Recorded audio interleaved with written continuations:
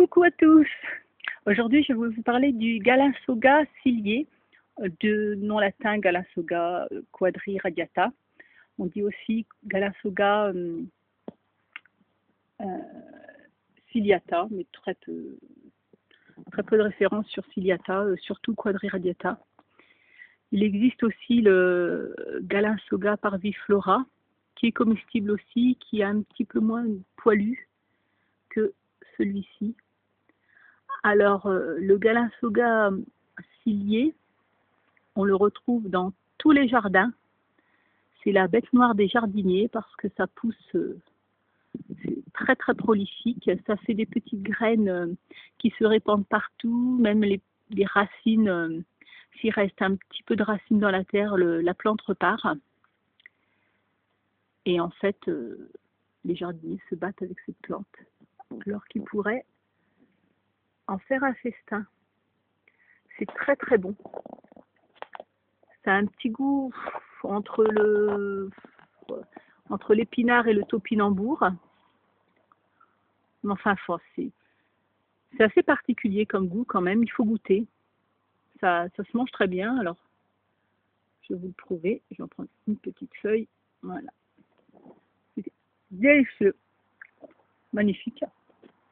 Ça, en salade, c'est superbe. Avec un petit filet d'huile. Même sans rien. Moi, je mange ça sans rien. Cuit aussi, c'est très très bon.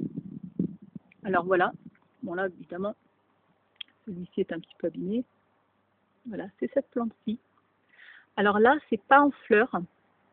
J'ai beaucoup de mal à les laisser monter en fleurs parce que je les mange. Mais je vais vous en montrer une qui est en fleurs que j'ai laissé pousser.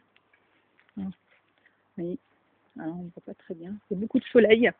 Alors, celle qui est en fleurs est en plein soleil. Et elle est un petit peu faible parce qu'elle manque d'eau. Voilà. En fleurs, c'est ça. Ça vous parle peut-être plus.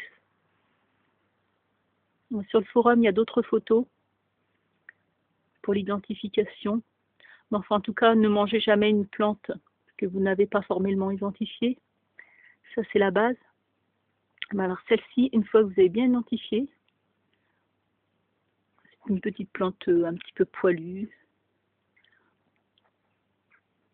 Enfin, il y a tout ce qu'il faut dans le forum et dans d'autres forums, même sur Internet, pour identifier cette plante. Une fois que vous l'avez identifiée, vous pouvez y aller, vous pouvez la manger. Elle est vraiment délicieuse, il faut en profiter, c'est le moment. Voilà. Et surtout, pensez à en laisser un petit peu monter en fleurs et en graines pour en avoir l'année prochaine. Parce que c'est vraiment très agréable, très bon, ça pousse tout seul. Ça ne demande aucun effort. Donc sur le forum, là, je vais mettre plein de recettes là-dessus. Donc vous aurez tout ce qu'il faut pour bien en profiter.